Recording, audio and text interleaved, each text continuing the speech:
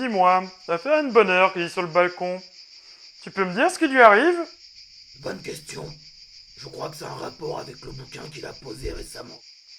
Futur avec Dimitri Glukowski, c'est normal? Tous aux abris, alerte maximale, les femmes et les céphalopodes d'abord. Mais pourquoi donc tu me sors ça?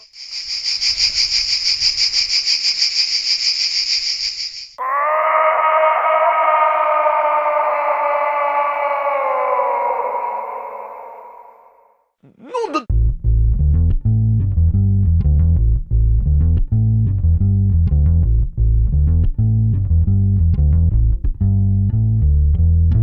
Bonjour à tous amis lecteurs et bienvenue dans cet épisode 16 de Geek Librairie. Et aujourd'hui on va parler d'un écrivain dont j'ai bien aimé l'univers mais dont j'avais beaucoup remis en cause son style et surtout ses ajouts dans ses univers justement. Un putain de blob télépathique. Un blob télépathique, putain. Mais vite, il faut le calmer! Ça a été écrit il y a presque 15 ans. Bon, ça reste à voir. Mais pour moi, il y a prescription que quand un livre sort et gomme tous les défauts des précédents livres. Pas avant. Bon, ok. Tu trouvais Métro 2033 trop mystique, et Métro 2034 trop niais. Et maintenant tu redoutes Métro 2035? Si je peux me permettre, il me semble qu'il y a prescription. N'a-t-il point bossé sur les adaptations des livres en jeu? C'est vrai. Et je reconnais que j'ai essayé d'avoir le moins d'a priori possible quand Futur était disponible en librairie. Parce qu'au pire, j'avais encore un prétexte pour aller un bon coup. Tu es de mauvaise foi. Je confirme. Et je m'y connais en mauvaise foi. Dites-moi les deux là, c'est l'hôpital qui se moque de la charité? Va Va savoir. J'avais dit que j'en avais pas fini avec toi, Dimitri. Je l'avais dit. Bref, Futur, écrit par Dimitri Glukowski, disponible chez La Talente. Décidément, chez La Talente, je crois que vous l'aimez bien, Dimitri. Hein. Vraiment. Futur nous décrit une société où la mort a été enfin vaincue et le remède distribué à un maximum de monde. Mais le tout est enfermé dans une règle simple, la loi du choix.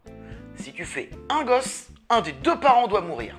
Bon, je vous rassure, c'est pas une exécution, hein, mais par contre, on lui injecte une toxine, annulant l'effet du remède, ce qui va le faire mourir de vieillesse sur à peu près une dizaine d'années. En fait, c'est tout aussi cruel. Mais bon, comme vous vous en doutez, il existe une brigade qui chasse et punit les contrevenants. Et c'est là que l'on retrouve notre héros, 717.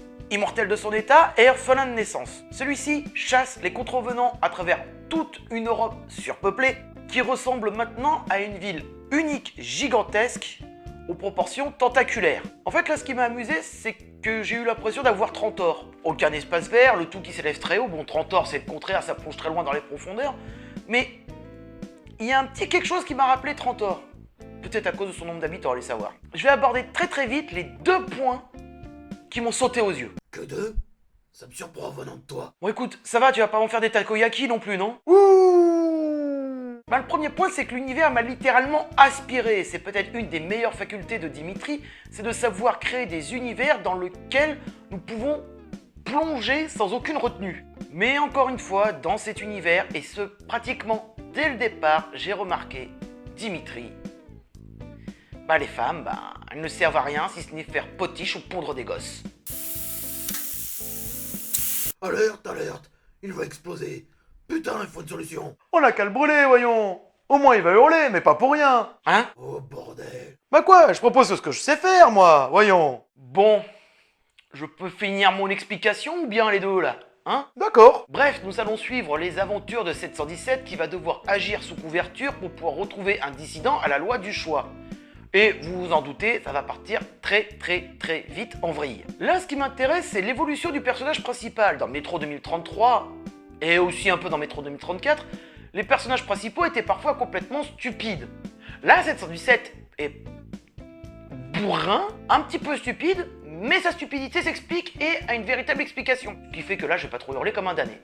Non, parce que là, dans les mélanges présents, passés qui régissent ce livre, ça apporte au fur et à mesure du livre un éclairage très différent sur cette société européenne qui semble relativement ignoble et à bout de souffle. Passé, présent, le bouquin s'appelle Futur, et c'est là que Dimitri a réussi à faire très fort.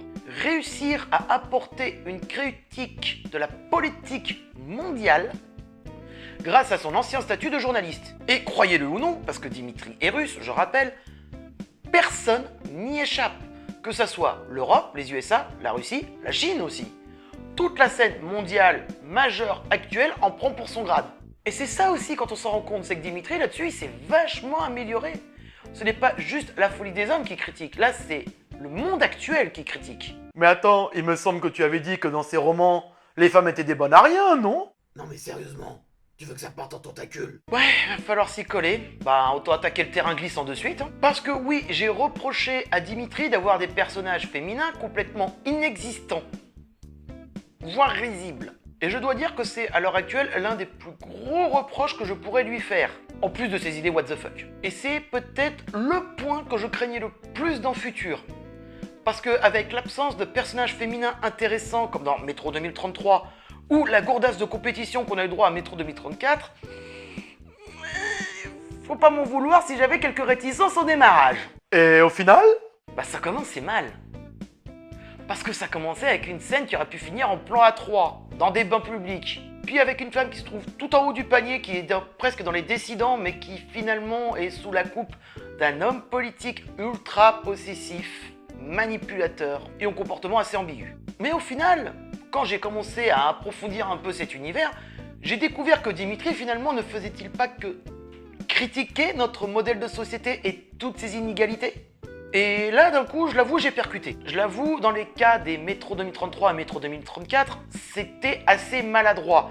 Mais dans l'absolu, Dimitri, on rappelle, était nouveau sur la scène littéraire. Et à ce moment-là, dans Futur, il a réussi à surmonter ses travers pour nous proposer quelque chose de complètement différent. Dans Futur, il faut voir, c'est une société renfermée, acceptant encore très mal certaines choses. Et finalement, c'est assez mis en avant à travers le regard de Dimitri. Donc au final, on y voit quelque chose de cohérent et qui met en abîme notre propre société à l'heure actuelle. Bien joué Dimitri, bien joué. Et je noterai au moment où l'intrigue complète nous saute aux yeux. Alors, oui, ça pouvait paraître logique qu'il y ait peut-être une histoire de règlement familial. Mais aussi tordu que ça? Bon, je l'avoue, perso, j'ai bien aimé. Et la finalité dans tout ça? J'ai vraiment aimé le dernier chapitre de Futur concluant le livre. C'est une véritable leçon de pourquoi on décide de devenir mortel et de comment un homme conditionné et aussi torturé peut faire à lui tout seul voler tout un système en éclats. Mais alors, pourquoi avoir hurlé comme ça sur le balcon? Ah, ça, non, en réalité, c'était vous deux. Vous commencez à me taper sur le système. On peut même plus prendre un café tranquillement sur la terrasse. Je suis de bonne humeur là. Bon, vu que tu as l'air de bonne humeur, est-ce que tu penserais parler d'un gros succès littéraire s'adressant aux jeunes comme Le Labyrinthe?